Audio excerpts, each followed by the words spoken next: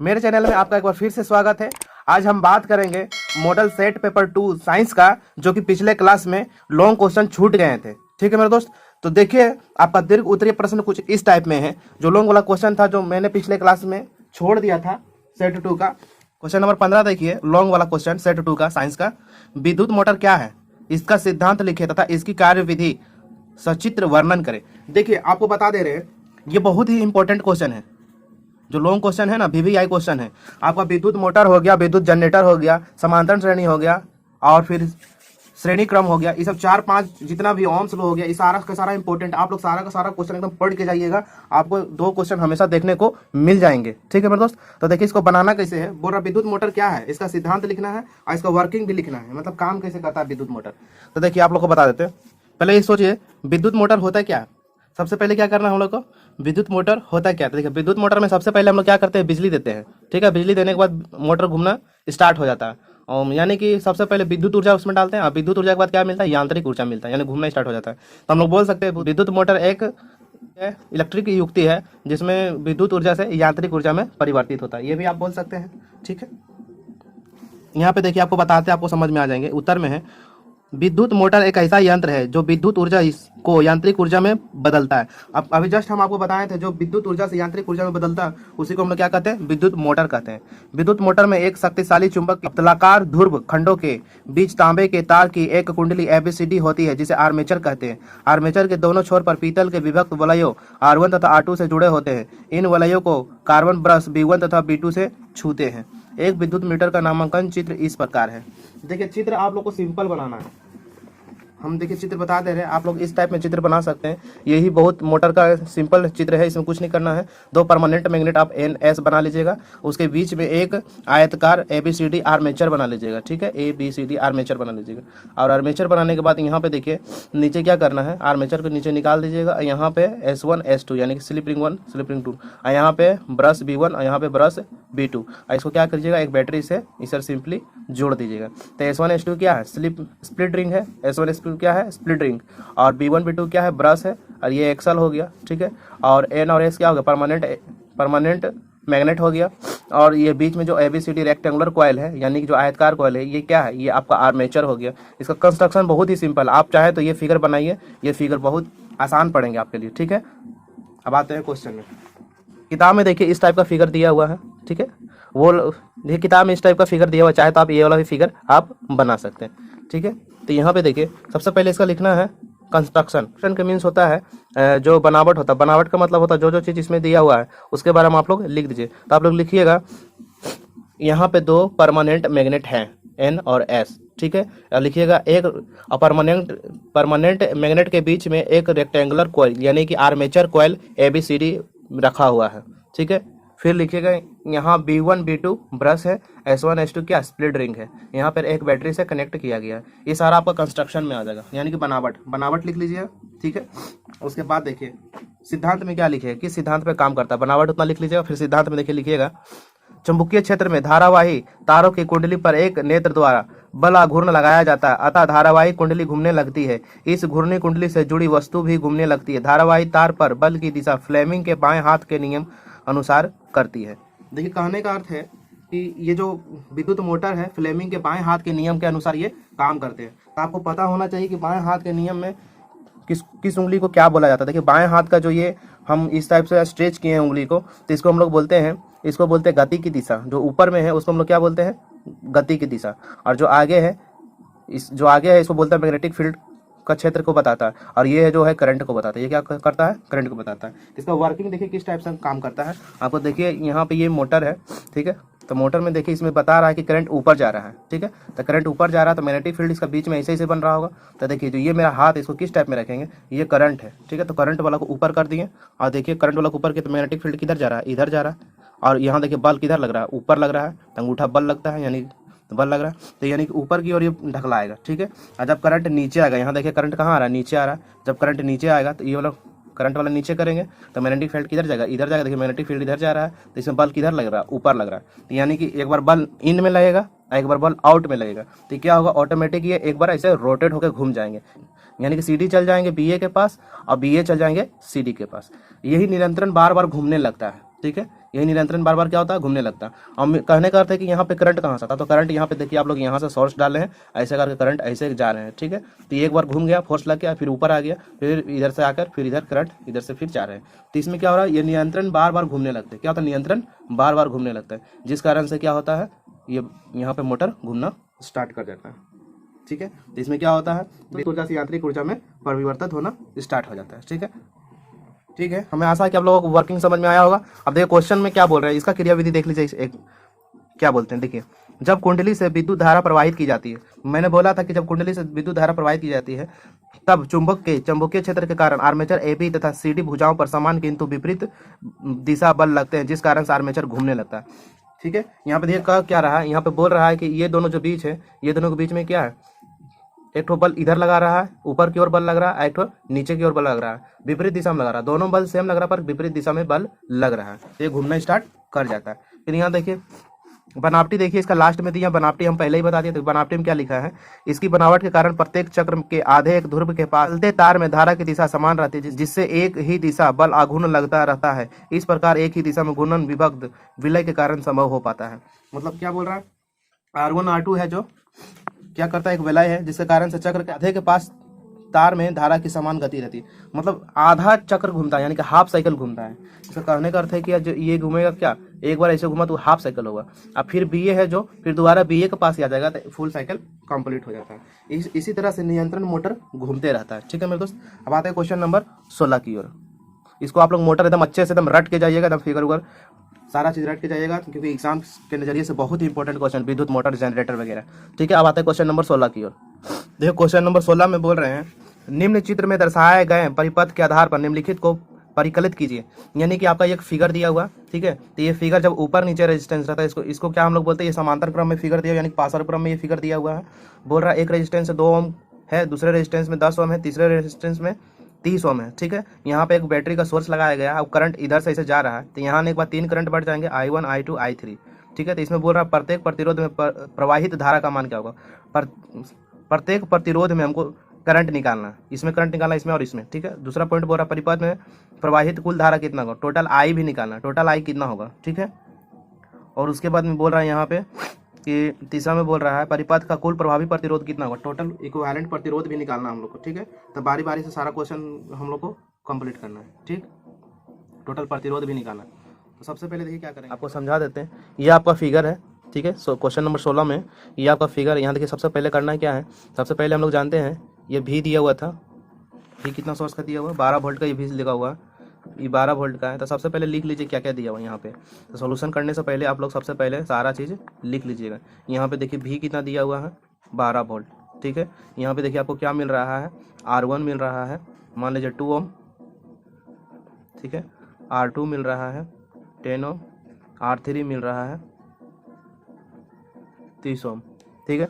तो सबसे पहले हम सबका अलग अलग निकालेंगे, तीनों रेजिस्टेंस पे हम लोग को करंट निकालना। तो मान लीजिए हम पहला निकाल ले रहे हैं। देखिए पहले होता है क्या, फॉर्मूला आप लोग करंट का याद रख लीजिए, I इक्वल टू क्या होगा, I इक्वल टू होता है V/R, I इक्वल टू क्या होता है V/R। तो ये फार्मूला ओम्स लॉ वाला है, आपको इसको याद रखिएगा। तो यहाँ सबसे पहले क्या लिखिएगा, I1 निकालना है, तीनों रेजिस्टेंस के लिए अलग अलग हो जाएगा। तो I1 बराबर क्या हो जाएगा, देखिए I1 बराबर हो जाएगा V/R1, ठीक है। तो V कितना है 12 और R1 कितना है 2, ठीक है। तो इसे कितना आ जाएंगे 6 एम्पियर, ठीक है। अब I2 निकालते हैं, I2 बराबर क्या होता है V/, यहाँ पर सिर्फ R2 आ जाएगा, तो V कितना है 12 और R2 कितना है 10, इसके आंसर कितना आ जाएगा 1.2 एम्पियर, ठीक है। उसी तरह से हम लोग I3 निकालेंगे, तो I3 क्या हो जाएगा V/R3 हो जाएंगे, ठीक है। तो V का मान कितना है 12 और 3 का मान कितना है 30, देखिएगा छक्का से 2 बार में, छक्का से 5 बार में, ठीक है। इसको 2 से गुना करने में जी है, इसको 10 बना दीजिए, इसको भी 10, कितना आ जाएगा 4/10 यानी कि 0.4 एम्पियर, ठीक है। तो तीनों हम लोग करंट को निकाल दिए। प्रत्येक प्रतिरोध का प्रतिधारा मैंने निकाल दिया है, ठीक है, धारा निकाल दिया है, ये A का हो गया आंसर। अब हम लोग B की ओर आते हैं। तो B में बोल रहा है, B का क्या बोल रहा है, परिपथ में कुल धारा कितना हो, कुल धारा हम लोग को इसमें निकालना है, यानी कि I निकालना। तो I बराबर क्या हो जाएंगे I1 + I2 + I3, तो I1 का मान कितना है यहाँ पे देखिए, I1 का मान 6 है, प्लस I2 का मान कितना है 1.2 है, और I3 का मान कितना है 0.4 है। सो आपको सिंपली जोड़ दीजिए 7.6, कितना आंसर आ जाएंगे 7.6 एम्पियर। ठीक है, टोटल आ गया। और सी में बोला निकालने के लिए आर निकालना, आर इक्विवेलेंट। तो आर बराबर क्या फार्मूला हो जाएगा, आर बराबर होता है वी बटा आई। क्या होता है आर बराबर वी बटा आई। तो आर बराबर वी बटा आई, तो वी का मान कितना है, वी का मान 12 था, और अभी आई कितना है 7.6। ठीक है, इसको हम लोग क्या करना है, इसको काटने हैं, 0 दे देंगे। इसका आधा कितना हो जाएगा 60, इसका आधा कितना हो जाएगा, इसको 2 से काटेंगे तो ये हो जाएंगे 38। ठीक है, फिर इसको 2 से काटेंगे तो 30, और इसको 2 से काटेंगे तो 19 आ जाएगा। ठीक है, अभी दोनों को आप लोग सिंपली भागा दे दीजिएगा, इसको 2 से काटेंगे 30, इसको 2 से काटेंगे 19, इसको भागा दे दीजिएगा, आपका आंसर आ जाएंगे। एक बार में लगभग 1.5 आपका आंसर आ जाएंगे। ठीक है, रेजिस्टेंस 1.5 ओम आ जाएंगे। ठीक है, तो न्यूमेरिकल आपका कंप्लीट हो गए। इसमें देखिए थोड़ा सा मिस प्रिंटिंग था, आपको बताते हैं उसमें गलती कहाँ पे था, आप लोग सुधार लीजिएगा। आप इस टाइप से इसको बना सकते हैं। एक बार यहाँ से आप लोग देख लीजिए। ठीक है,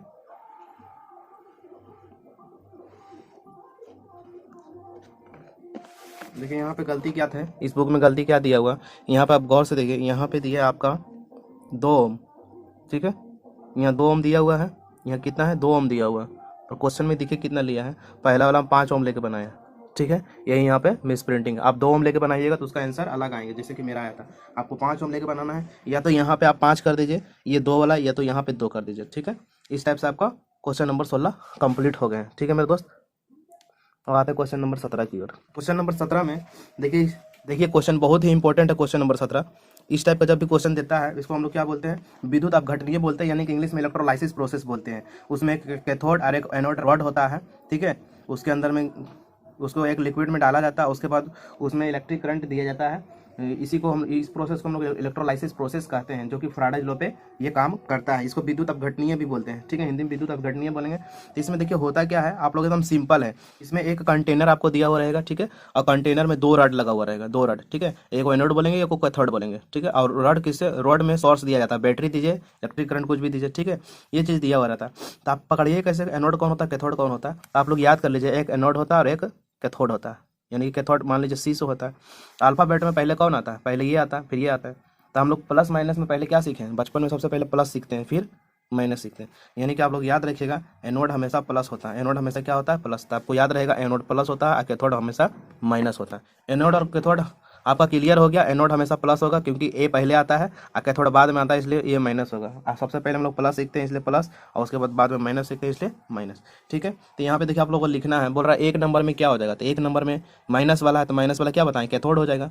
बोल रहा 2 नंबर में, तो 2 नंबर में क्या हो जाएगा, 2 नंबर वाला एनोड हो जाएगा, क्योंकि प्लस में है, तो ये वाला प्लस में है, तो क्या हो जाएगा, एनोड हो जाएगा। आपको बोल रहा 3 नंबर में क्या है, तो 3 नंबर में हम लोग एक कुछ भी क्या ले लेते हैं, लिक्विड टाइप का ले लेते हैं। तो यहाँ देखिए अम्लीय CuSO4 का विलयन लिया हुआ। 3 नंबर में क्या लिया हुआ, यहाँ देखिए देख लीजिए, अम्लीय CuSO4 का विलयन लिया हुआ है। अब यहाँ देखिए 4 में क्या है, 4 में भी कचड़ा वगैरह यहाँ पे आकर गिर जाता है, उसको 4 नंबर में आप अपद्रव्य लिखिएगा। क्या लिखिएगा, 4 नंबर में क्या है, अपद्रव्य है। ठीक है, क्वेश्चन नंबर 5 में क्या है, क्वेश्चन नंबर 5 में जो यहाँ पे है, यहाँ पे दिया कॉपर दिया हुआ, क्या दिया हुआ, कॉपर। क्वेश्चन नंबर 5 में क्या दिया हुआ, कॉपर का रड इसमें लगा हुआ रहता है। ठीक है, तो ये 5 नंबर में क्या है, ये रड है जो कॉपर है। तो आप लोग इसे अच्छे से रट लीजिएगा, एग्जाम के लिए बहुत ही इंपॉर्टेंट है। देखिए ये सब क्वेश्चन अगर आता है तो आप 5 पॉइंट लिखिएगा, आपको 5 नंबर एकदम पूरे मिल जाएंगे। ठीक है, अब आते हैं क्वेश्चन नंबर 18 की ओर।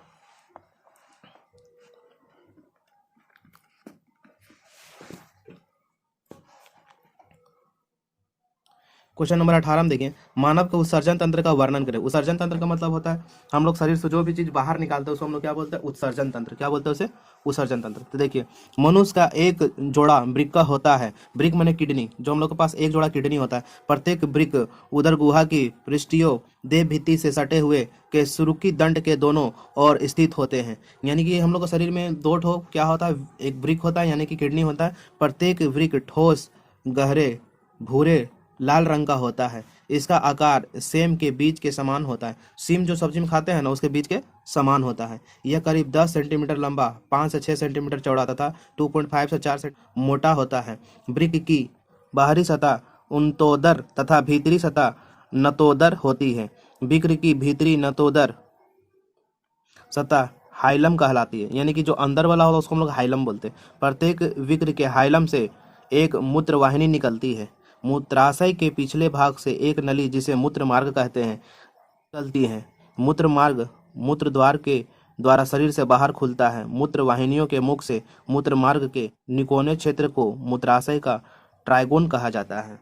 कहने का अर्थ है कि आपका शरीर से कोई भी चीज़ जो बाहर निकलता है हम लोग उत्सर्जन तंत्र कहते हैं। जैसे कि मूत्राशय वगैरह जो मूत्र वगैरह होता है जो हम लोग शरीर से बाहर निकलता है वो मतलब किडनी के द्वारा ही बाहर वो निकलता है। ठीक है, इसमें वही चीज़ दिया है, इसको आप लोग अच्छे से रट लीजिएगा। उत्सर्जन तंत्र बहुत ही इंपॉर्टेंट है। क्वेश्चन नंबर 18 का फिगर भी आप लोग कर लीजिएगा अच्छे से। देखिए यहाँ फिगर दिया हुआ है, फिगर आप प्रैक्टिस कीजिए, फिगर बनाइएगा तो आप लोगों को बहुत ही अच्छे मार्क्स आएंगे। ठीक है, अब आते हैं क्वेश्चन नंबर 19 में। देखिए क्वेश्चन नंबर 19 में है, क्वेश्चन नंबर 19 में बोल रहा है जीवाश्म क्या है, वे विकास के बारे में हमें क्या बताते हैं। सब बी में बोल रहा है विभिन्नताओं के उत्पन्न होने से किसी स्पीशीज का अस्तित्व किस प्रकार बढ़ जाता है।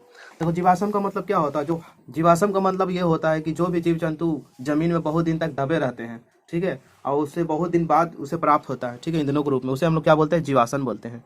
उत्तर में देखिए सामान्यतः जीवों की मृत्यु के बाद उनके शरीर का अपघटन हो जाता है, परंतु कुछ जीवों के भाग ऐसे वातावरण में चले जाते हैं कि इनका अपघटन पूरी तरह से नहीं हो पाता। इनके अवशेष चिन्ह पृथ्वी के भीतर ही चट्टानों में पाए जाते हैं। पत्थरों पर जीवों के ऐसे चिन्हों को जीवाश्म कहते हैं। जो बहुत साल पहले पृथ्वी में दबे हैं, जिसका शरीर का अवशेष का कुछ अपघटित नहीं हो पाया है, उसी को हम लोग जीवाश्म ईंधन कहते हैं। देखिए जीवाश्मों के अध्ययन से जैव विकास के प्रमाण मिलते हैं। उदाहरण के तौर पर आर्कियोप्टेरिक्स एक ऐसा जीवाश्म है जिसमें रेप्टिलिया तथा एविज दोनों के गुण पाए जाते हैं।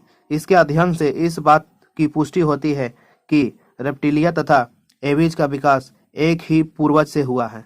ठीक है, तो ये ए का कंप्लीट आपका हो गया। इसको आप लोग अच्छे से बारीकी से समझ के जाइएगा, आप लोग एग्जाम में से लिख दीजिएगा। बी यहाँ देखिए, बी में बोल रहा विभिन्नताओं के उत्पन्न होने से किसी स्पीशीज की उत्तरजीविकता संभावना बढ़ जाती है। प्राकृतिक चयन ही एक ऐसी स्पीशीज की उत्तरजीविकता का आधार बनता है जो वातावरण में घटित होता है। समय के साथ उनमें जो प्रगति की प्रवृत्ति दिखाई देती है उसके साथ उनके शारीरिक अधिकल्प में जटिलता की वृद्धि भी हो जाती है।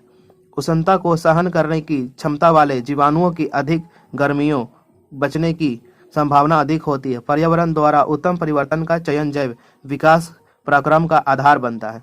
ठीक है मेरे दोस्त, आप लोग एकदम लॉन्ग क्वेश्चन को एकदम बारीकी से पूरा 5 सेट का आप लोग करके जाइएगा। हम 5 सेट कंप्लीट करवा देंगे। अगर आपका साइंस का 5 सेट का PDF चाहिए तो सेट 1 में ऑब्जेक्टिव वाला जो वीडियो मैंने बनाया था उसका डिस्क्रिप्शन बॉक्स में आपको लिंक मिल जाएगा, वहां से आप लोग डाउनलोड कर सकते हैं। ठीक है मेरे दोस्त, तो आज के लिए इतना ही। मिलते हैं अगले वीडियो में। अगर वीडियो अच्छे लगे तो प्लीज मेरे चैनल को सब्सक्राइब करना ना भूलें। तब तक के लिए नमस्कार।